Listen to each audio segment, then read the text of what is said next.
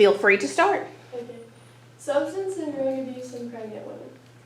So having a baby is a significant part of life. After marriage, most individuals like to check this box off of their checklist. But throughout history, there have been significant declines, increases, and advances in pregnancy and their risk. And this leads me to my research question. And my research question is, how has epigenetics changed over time in pregnant mothers?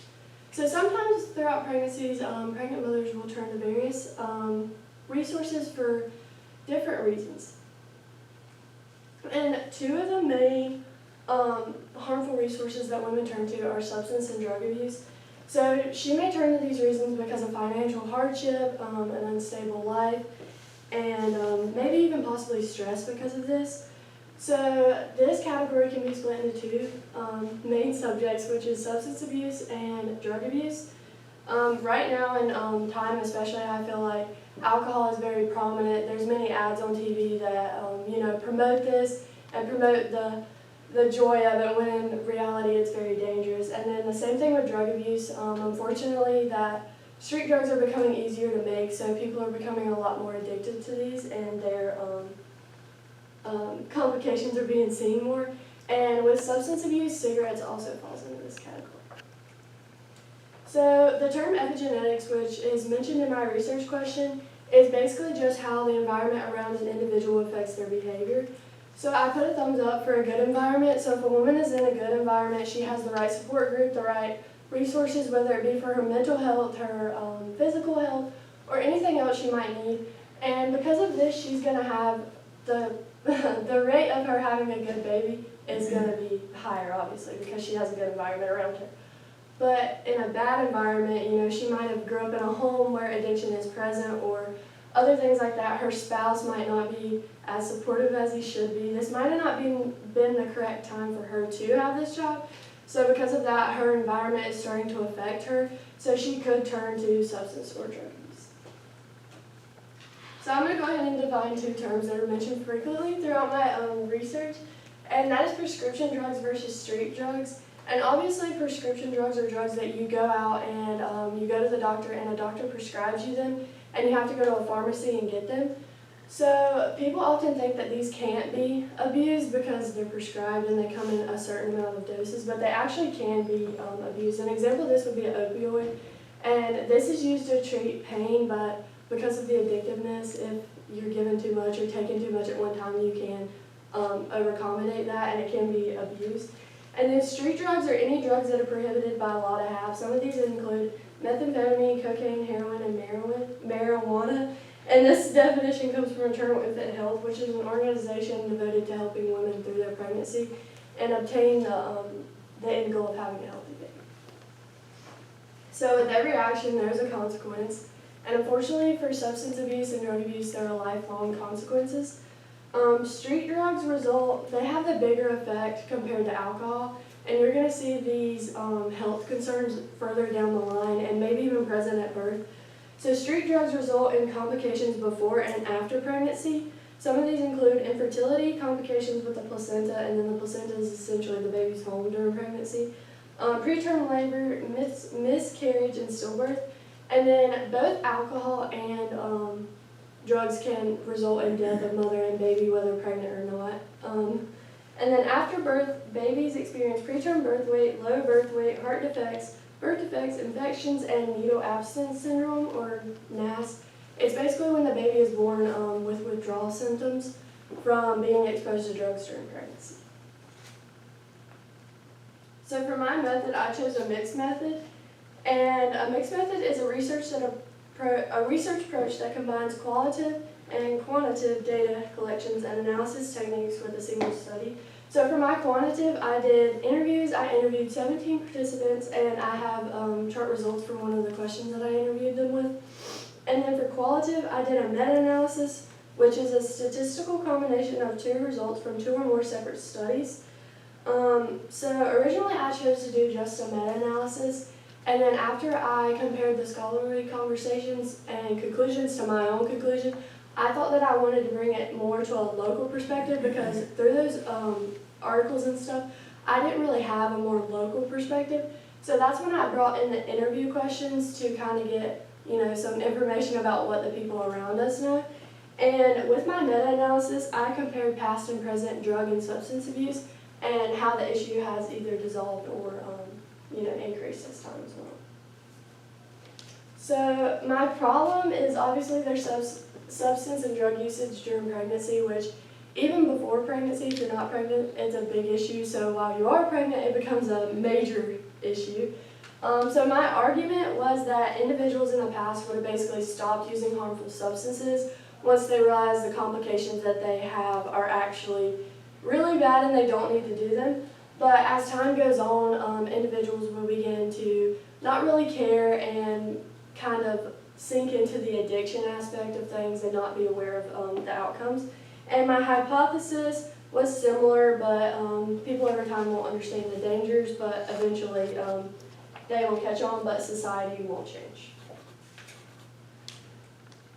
So for my first set of sources, I examined the 1950s to the 2000s, and basically this period of time kind of highlighted how everything was a new rave. The first source I used was the QuickSure app, and it's an online program designed to influence individuals to stop smoking cigarettes. It highlights how in the 16th century cigarettes were created, and then over time people still did them, and nobody really knew the dangers of them because, again, they were the new rave. Everybody thought it was cool to do these things. And the second source I examined was from Oxford Academic, which is a publisher for research, education, and English language. And they said the similar things with alcohol, that basically everybody wanted to do it, it was so cool, and then eventually the dangers began to come out. And actually, in that source, it highlights a turning point in 1978 when drinking became dangerous, because 10 years later, after this date, Congress passed the Alcoholic Labeling Act, which basically means that women shouldn't drink because of the risk of birth defects during pregnancy. And so a summary of all these sources would be harmful substances were prevailing and the new rave, but unfortunately nobody was really aware of the true outcomes that they would have. And so for my last set of sources, I examined the 2000s to present now. And so from 2005 to 2014, smoking, tobacco, and drinking at the same time were pretty prevalent. And alcohol obviously had more surface scene altercations like birth defects, so they began to see more of these on the surface throughout this period of time. And the National Drug Institute on Alcohol Abuse provides statistics from a study conducted by the National Drug Survey from 2015 to 2018. So basically, 9.8% of women were drinking during the first trimester of their birth, and actually this period of time actually has the highest drinking rate or percentage than any other period of time throughout pregnancy. And then 40% of women were combining alcohol and drugs during pregnancy past this first trimester. And then the National Survey on Drug Abuse highlights 2012 to 2013, and this is where illicit drugs or street drugs became more prominent. And women ages 15 to 17 were actually the highest percentage for using these drugs. So this kind of highlights how she might have been young and might not have necessarily wanted this, so she was turning to outside resources. And the last source examines how 31% of women now use cocaine or opioids close to their delivery time. And so a summary of all these sources were basically that all of the sources were all the substances were being used as a coping mechanism. And so as society advances, typically the coping mechanisms do. So like now you're seeing more opioids and cocaine's present compared to tobacco or cigarettes, which are obviously a lot dangerous. And it highlights how mainly these were present in young women. So an overall results from my meta-analysis were a lot of individuals are really uneducated about, the outcomes that drugs and substances can have during pregnancies. Drug alcohol ingredients and demand, I feel like that's also increased the uneducation because it goes back to all the broadcasting that we do have of, ads for alcohol and, how easy street drugs are to make and things like that. And so my hypothesis and assumptions were correct. And unfortunately, these are the new rave and they're exciting, so everybody's going to want to do them regardless of their circumstances. But society grows and so do resources, so it's just kind of one of those things that people need to be more educated on. And then all of these sources have the common outcome of harm to mother and her baby. So after my meta-analysis, a bunch of questions began to arise because we have an installment from a young age of basically not to do drugs and alcohol. So in elementary school, we have the DARE program that we have to go through that kind of establishes a basis for that. And then as we go into middle school, you obviously have health class where we begin to see like the surface scene altercations of drugs and substances. And then obviously when we get to high school, we have health class, but also we have child development. And I vividly remember in child development, we've seen a lot of like surface scene altercations with the baby. And so it kind of made me wonder, like, a mother is as fragile as their baby is, so like why haven't individuals caught on to this yet? Because it's really dangerous. So this made me further my research.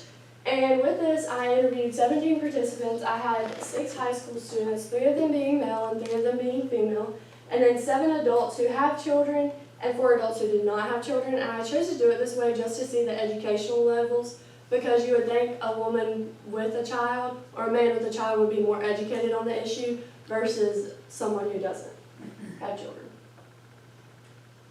So my first question was, on a scale of 1 to 10, how educated on drug use and substance abuse in pregnancy are you? So my chart is split up. So I had 4 participants rate themselves on a 1 to 10 basis of 10. So I kind of highlighted how right here, the women that didn't have children, and that was 11.8% of them, and this was 2 women, they actually answered that they were educated on a 10 scale, which was kind of surprising to me because I honestly hypothesized that they wouldn't be as educated because it just makes more sense like that.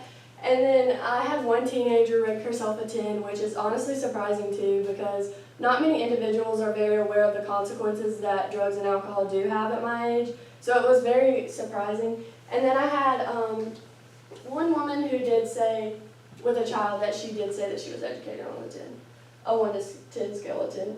And then the other participants, they rate themselves in the 2 to 8 percentile, which that's 76.5%, and that's over half, so that's really not good if you think about it. And for my second question, I asked, which do you think is more common in pregnancy, in pregnant women, drug usage or substance abuse?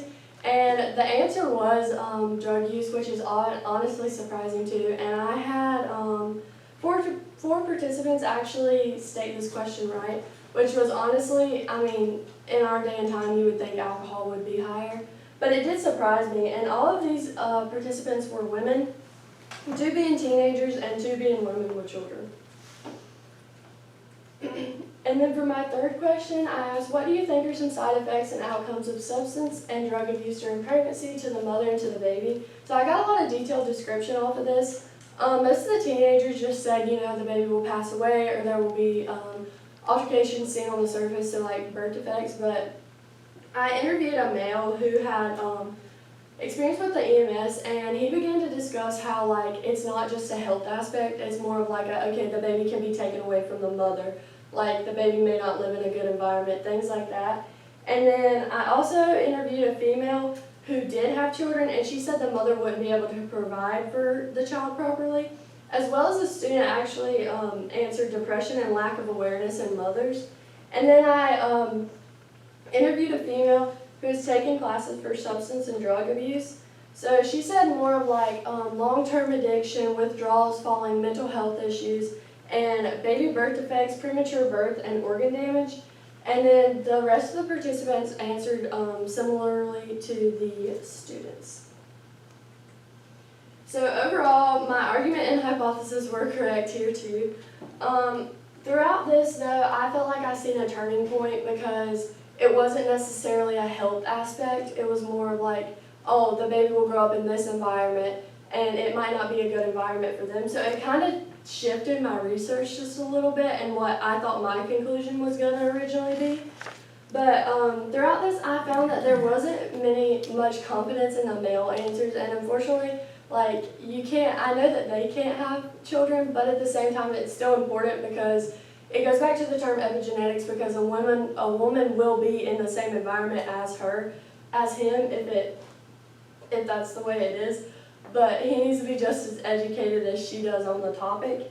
And then after reading the male responses that discussed the outcomes of outside help, it proposed a new idea that these epigenetics just do not harm the pregnant woman's health, but they harm her environment and her daily life. So some limitations and implications of my research was, obviously I cannot access medical records because the HIP privacy rule, which is a federal law that basically restricts unauthorized access to individuals' medical records, which just gives individuals the right to control their health information. But if I could have accessed medical records, I could have got so much more information on the topic and like how locally it is. Percentages probably would have been a lot better in this too. And then because of the NC Parent Bill of Rights, which states that students have the right to participate in protected student information surveys only with parental consent, it limited my research because also if I was able to do surveys, I could have sent them out to hospitals, other school systems in the district, places that have pregnancy for care for mothers and babies, baby infrastructures, things like that could have got me a little more insight into the issue. And it really limited my research because I couldn't really do surveys, so I didn't have as great of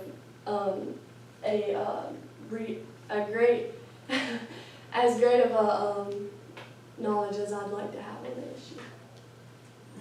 So in conclusion, drug and substance abuse in pregnancy has a lengthy history and a lengthy list of effects. But my method explored different perspectives and lenses throughout my research. And drug and alcohol abuse will advance, but so will societal needs and satisfaction. And so if we begin to educate our population, then the issue may go away. But unfortunately, if we don't, it could lead to a decrease in the population rate. And then for future directions, it could lead to harm reduction, treatment and policy change to improve maternal health outcome, decriminalizing substance abuse during pregnancy to access care and support, and creative, effective, and accessible treatments for pregnancy. Thank you for your time.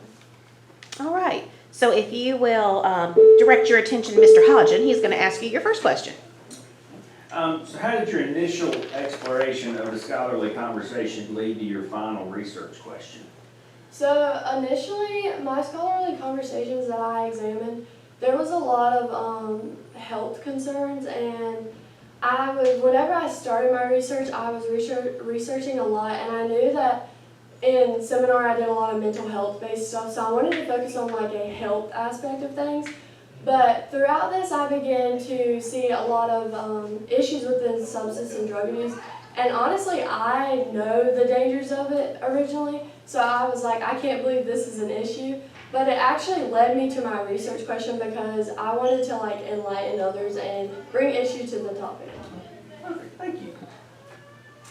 How did the limitations of your method or data influence your new understanding? Yeah, so with my method, especially the meta-analysis, it didn't really provide a local aspect of things. So these are statistics and studies done from other authors and things. So it didn't necessarily bring light to my environment. So I think that kind of limited, and also the survey thing, that really limited my research too, because I felt like I could have reached out and got a bigger numbers on my research, and then that probably would have ended up making my conclusion a little bit better. Thanks. If you could revisit your research process, what would you do differently and why?